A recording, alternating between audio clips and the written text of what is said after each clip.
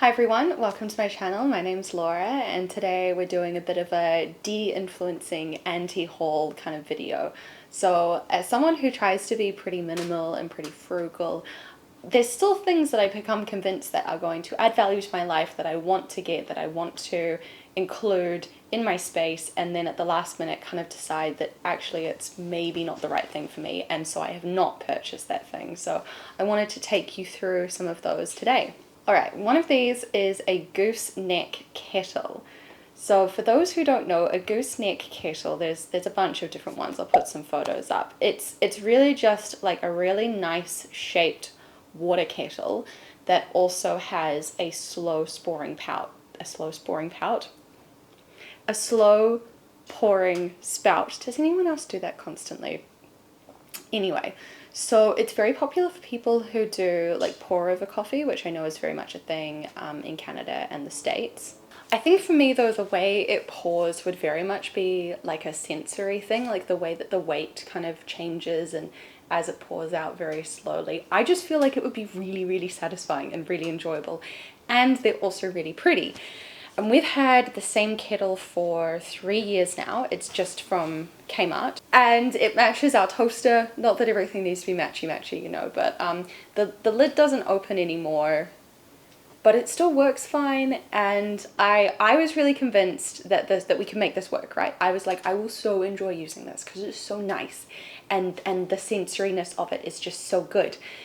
And I tried to convince my husband, and I was like asking him like, oh, so how much water do you normally use in the kettle? Oh, you only need this much. Oh, well, I was looking at this kettle and it goes up to that much, because these kettles are usually like a lot smaller than a standard kettle, like 500 mils to a litre, so 1 to 2 pints, versus like our kettle does like 3 litres or like 6 pints, right? But he said no.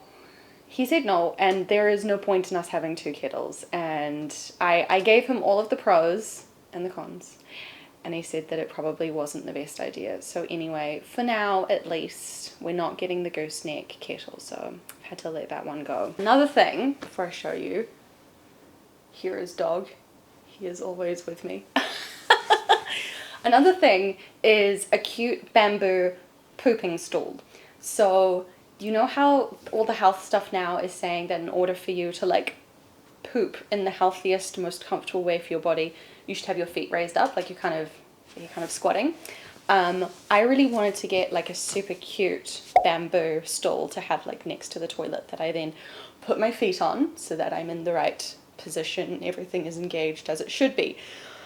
But I couldn't really find any like in a physical store. I would have to order online, and it was going to be like $100 to get this thing. And eventually I really wanted it, but I was like, it's just not worth the $100, and I couldn't justify it. So what I did instead was I got this guy from the warehouse. I think they sell similar ones at Kmart, right? So this is made for little kids to be able to step up, like for the toilet. You see it's even curved for the front of the toilet there. This has been washed, by the way. I'm not just waving it around. So this is what I use, and this is like $6 or something. And no, it's not very aesthetic, but our whole house isn't that aesthetic. It's whatever. So this is what I use. I saved my money. I didn't get the pretty one, and life goes on. Another thing is a compost tumbler. So I will try put a photo of this. If you don't know what it is, basically it's shaped like a barrel, but it's like on its side. I think I'm remembering this correctly.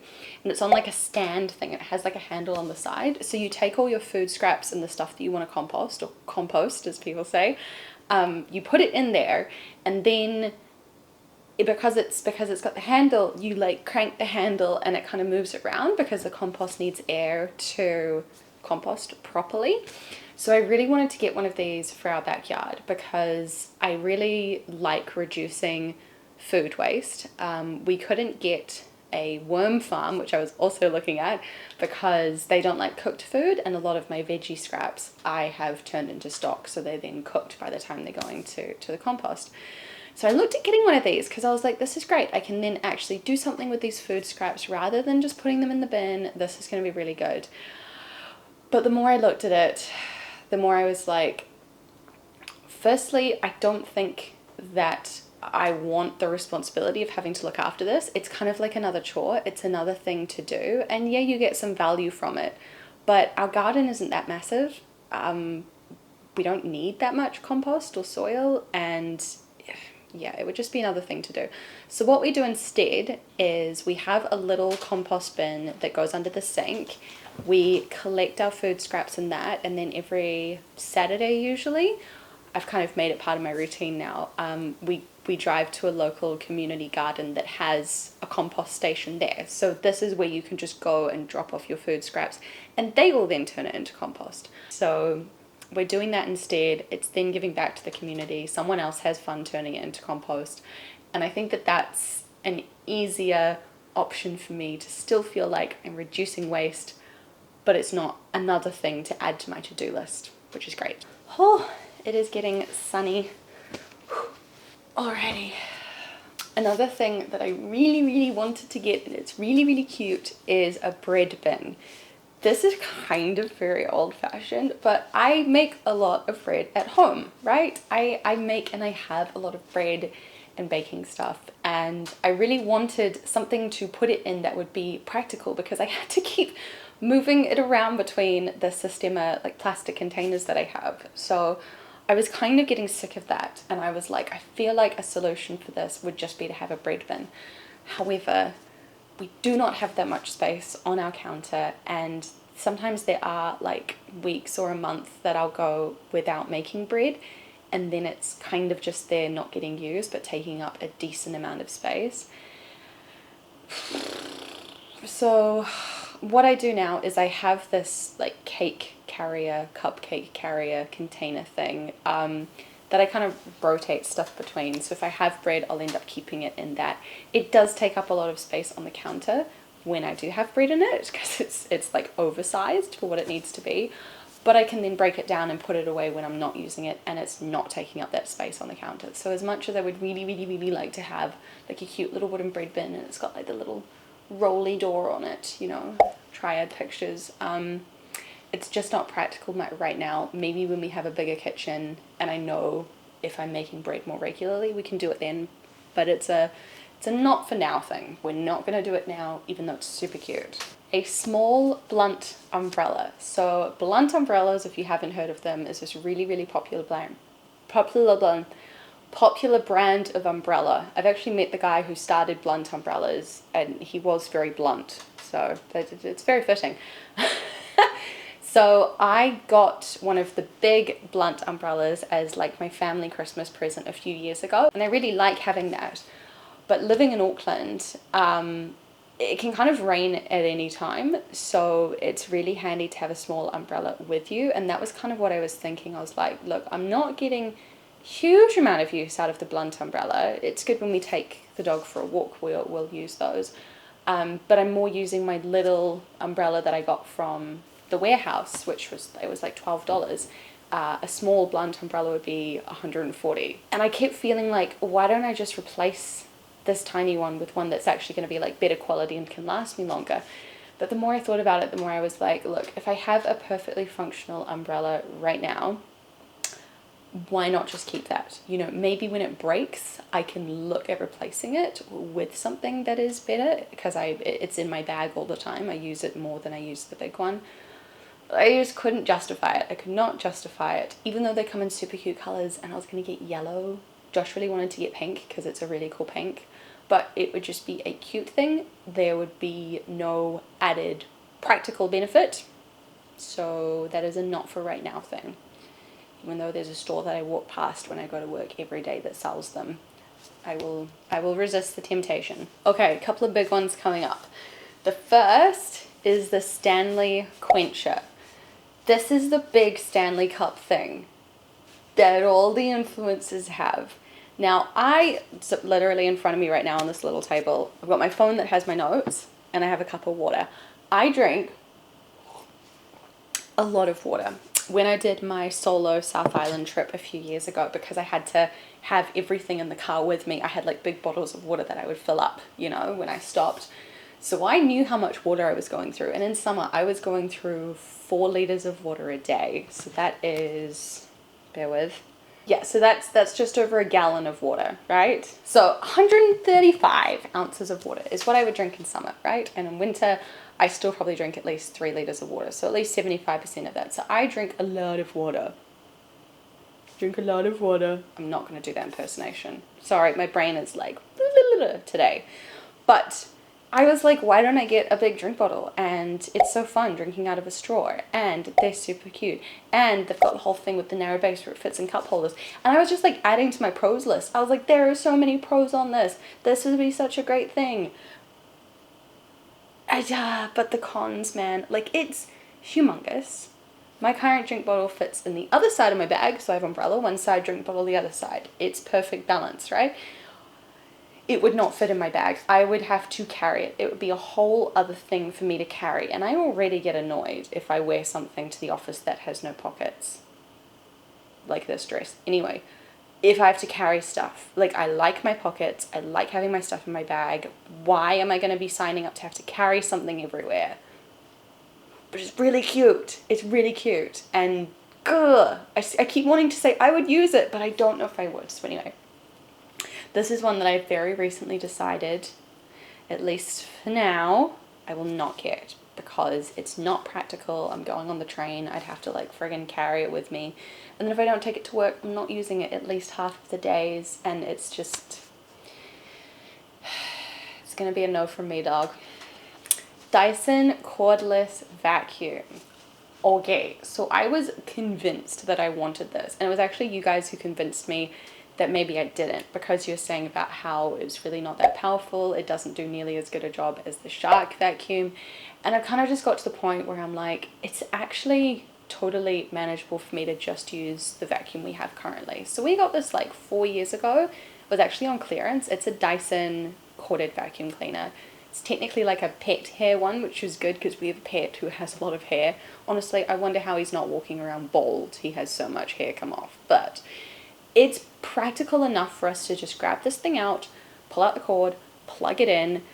We can do our whole house, only having to like move the cord once because we have quite a compact house, which I think is kind of the draw of these cordless portable ones, is when you have like a bigger space, it's a lot easier to do.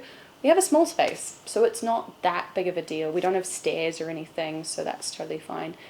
I just feel that I can get all my vacuuming done that I need to in a very quick amount of time, like in a few minutes anyway, and then just put it back in the spare room and it's done. So because I was getting so much kind of inconsistent feedback on what was good and what wasn't and yada yada, I was like, look, let's just leave this for now. It's totally practical and totally fine using the one we already have. So until that breaks down or until we're in like a different space, let's just leave it. We're not going to do it. We're going to save our money. We'll decide later if we want to revisit that.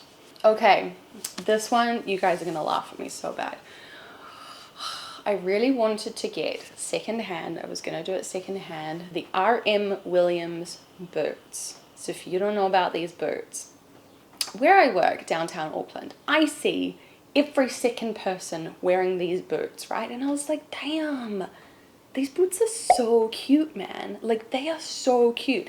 And they look like they'd last a really long time. Like, and they look super well made. And when I looked it up, it comes in like all the different widths and shapes and yada. And I was like, this is so cute. How much are these boots?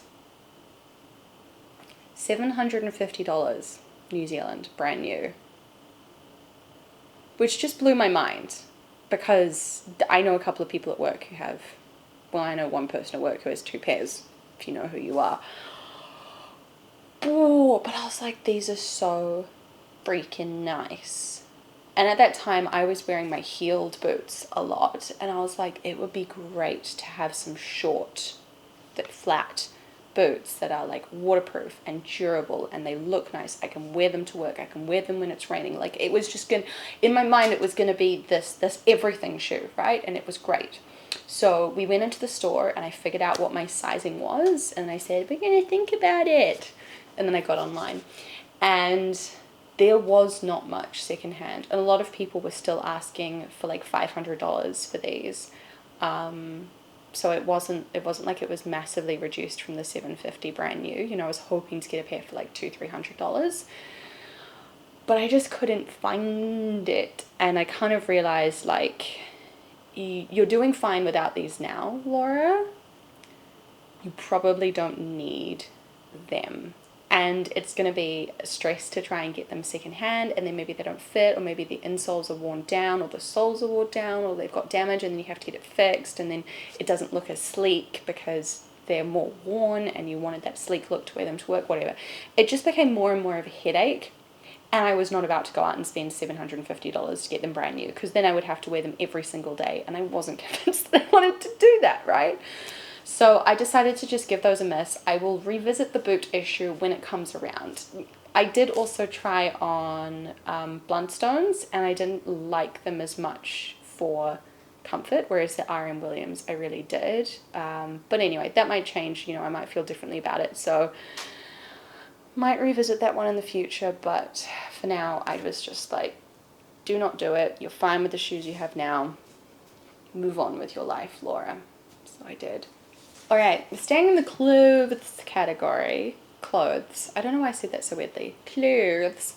I have been craving just having some nice blue jeans. Just some regular jeans. Some nice blue regular jeans that I can wear and enjoy, that are like comfy and good. I'm using a lot of descriptive words today. Apparently I'm big on the adjectives. Today's adjectives day. I don't know why I chose to record on a day when I can't speak properly, but thank you for bearing with me. I just really wanted some nice blue jeans, and my other jeans are kind of worn out, relaxed out. They were just fitting weirdly, and they were no good anymore. I got some others, and then I got paint on them, and I tried buying some vintage stuff online that was a lot cheaper than buying, you know, the similar jeans brand new. Both of those pairs are still a bit tight on me, so I was just really kind of getting to my wit's end, and I'm like, I just want something that I can put on, feel comfy in, and just wear. And so I went to Sylvia Park, which is a mall nearby to us in Auckland that's open late, and I went to a bunch of different women's clothing stores to just try on jeans and see what worked and what didn't, and what cuts are good for me now, and all of this. And I found a pair that I did really like at Country Road, which is a big Australian brand. Everyone wears their jumpers and it just says Country Road. I actually have one of theirs. Was it one of their jumpers or one of their... No, I think I have their track pants. So it doesn't say Country Road. I got it on a really good deal. But I found these jeans that I really, really liked, and they're a bit different, and they fit really well, and they're $200. The ones I bought online that I'd hoped would fit me previously were like $20, $25. And it kind of just felt like I can just solve this issue by throwing money at it kind of situation. And I was pretty convinced, but I spoke to a friend of mine, and I was like, there's so much more that I could do with that money. It looks like I'm going to be able to fit those other jeans soon. We will be into more summery weather in just a couple of months. And I've managed to get by through autumn and most of winter, like almost all of winter so far. So I've decided to just let it be, and I will revisit the issue later if needed, but I've decided to just walk away from that. I don't need them. I don't need to spend that much on them. I'm making do with what I have. I'll just carry on doing the same thing. It's a little bit boring. I'm getting a bit bored with it, but it'll be fine. So let's just move on from that one. Okay. Another thing that I'd really decided that I wanted to get, that I wanted to do, was get a variegated Monstera. So I really like houseplants. I really like having them. You can see my double fiddle fig behind here. This one was bad. This one dropped leaves for like a year. It only grew a new leaf after 18 months. If you don't want to get your feelings hurt, do not get these. This was also a Christmas family present, right? So, but anyway, I have a couple of Monsteras that have been going really, really well. And so I thought I might want to get one of the variegated ones, which are the expensive ones, because I had this great idea, and I was like, I can grow it and it'll be super cute, and then it'll get bigger. And then if we move, I can like sell it, or I can do cuttings from it, and it'll be so pretty. And I kind of imagined it all in my mind, and I was like, I'm going to be so cool, my house is going to be so pretty with this variegated Monstera. And then kind of like with the compost thing, I was like, Laura, this is another job for you. Like, if all of these houseplants just died overnight, I would be like, okay, well, that's annoying. But they're not crazy expensive. They're not that difficult, except this guy. but it's not like a job, and it's not like I would have something screwed up for me if they did die. Whereas with this, I'm like, oh no, this is just inviting me to get stressed about something else. Like, now I've got this variegated monstera, and it's an investment because the cutting costs $200 or whatever, and now I need to grow it and make sure that it's healthy and do all of this and all of that, and am I going to start having to give it filtered water? And I was like, you do not need that headache, little miss, to myself. Little miss, you do not need that headache. Do not do it. Do not get sucked into it. It's not worth the stress. So although I had already decided in my mind how cute it would be and how much I would like it, I decided to just leave that one. Leave that one alone. You do not need a variegated plant that is going to take up all of your time and energy looking after it. You have a dog, and you have a yourself, and you have a husband, right? That's enough things for right now. A cast iron pan. So when Josh and I went on our honeymoon, the place that we were staying at had this square, like, griddle cast iron pan, you know, the one with the lines. And I've never really cooked with one of these before, but we cooked with it, and all of the, like, veggies and the vegan sausages and stuff that we done on it turned out so amazing.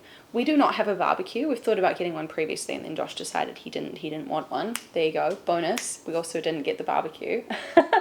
But it was like everything was barbecued, because it had that awesome, like, it's partly steamed, it's partly, like, burnt, like, charred, and it's just so awesome. The flavors are so good. So we were like, why don't we get one of these so that it's kind of like a barbecue substitute, and it's another pan to just have, because currently we have one fry pan, and it will just make our food so awesome. And then when we feel like having more barbecue-y stuff, we can use that, and it's a great kind of substitute for actually buying a barbecue. The thing is, and I looked at which one I wanted. Funny thing is, I walked into this giant kitchen store just having a look around with my sister the other week, and I ended up walking straight up to the Lodge cast iron pans, and I was like, these are the ones that I like. I would want to get one of these. And then I realized that that my friend also has a whole set of them that she recently got, and some of the other YouTubers that I follow, this is also, like, on their Amazon storefronts, is this brand Lodge. Don't ask me how I picked it out amongst all of the brands there, and in New Zealand I managed to pick this American brand, but whatever. They are so cute, but we don't know if we're going to be here for the long run, and I really don't want to try move with a friggin' Lodge cast iron pan, because it's going to be so heavy. So I am just waiting for a little bit to find out what's happening, if we're going to be staying, if we're going to be moving, whatever, before I decide to buy one, because I was just imagining how annoying that would be to try and move with that. Like, what are you going to do? You're going to take it on the plane because it's too heavy for the box, and then your whole bag is just this pan? Anyway, I realized how impractical it was, if we don't know what we're doing, to buy this. So I'm gonna wait on that one. Really want it, but I'm gonna wait and actually see what's happening, because that would just be ridiculous. Last but not least is, like, fancy, cool gym shoes. So I have my running shoes, which are Asics, however you pronounce it. So these are proper, like, for my foot, what I deal with. These are the ones that I run in. Yeah, they're good. They're ugly, but they're good, right? They're really good. I don't wear these to the gym, and that's because I don't run at the gym. Like, I don't run on a treadmill or anything. I do the bike for my knee to kind of get everything moving. I always do that at the beginning, and then I'm doing weights. And so most of the time for that, I'm actually taking my shoes off and I'm just wearing my socks. My very nice clean socks. But I'm just wearing my socks. So I just need kind of a basic shoe to just kind of wear to the gym and kind of have, and they slip on, they slip off easy. So I have these, like, classic New Balance sneakers that I got a year or so ago. And I, at the time, did not realize how difficult it is to keep suede clean. So they got dirty very quickly. So I wanted to, like, wear these to work and they'd be super cute, and they're just permanently dirty. So it's whatever. I looked at getting rid of these, but they're really quite comfy, and so I've just started using these as my gym shoes. But all of the fitness influencers have these, like, super cute, like, big structured things, and they got, like, holes through them, and they're just gorgeous, and they're Nike, and they're everything else. And I was like, oh, that would be so cool. And then I can, instead of having these, like, slightly grotty shoes that I use for, like, my gardening and stuff, I could have some like nice gym shoes. And I thought that that would be really cool. And I was looking all at like the outlet stores to see, you know, which kind of styles are on special, because I wasn't super fussed on the style. I just wanted something really cool. And then I realized, like, what am I doing? What am I doing? I do not need these. It's just a shoe to wear to the gym that I don't end up wearing half the time I'm at the gym anyway. So I kind of talked myself back down from that one, because I was like, dude, this is not very minimal and or frugal of you, is it? And I was like, oh, no, I suppose it's not. But they suck you in, don't they? They suck you in. And oh, this is kind of why I do the content that I do, right? Because there's just so much stuff out there that is trying to convince us. And some of it kind of makes sense, but maybe for not right now, or maybe for when the item you already have needs replacing or whatever. So thank you so much for sitting with me today, guys. It was really fun to kind of talk through all of this. I might do another one of these soon. I'm kind of trying to note down if there's stuff that I'm feeling really drawn towards that I then go, actually, no, let's keep that over there. But yeah, thanks so much for joining me. Let me know your comments down below. Let me know if you have bought any of these and if you like them, or if you have regrets maybe, or if there's any other items that you have come across that you see a lot of people being really interested in buying that you've actually decided is not worth it, and maybe why that is. So anyway, have an awesome week. Take care, and I will see you guys soon. Bye.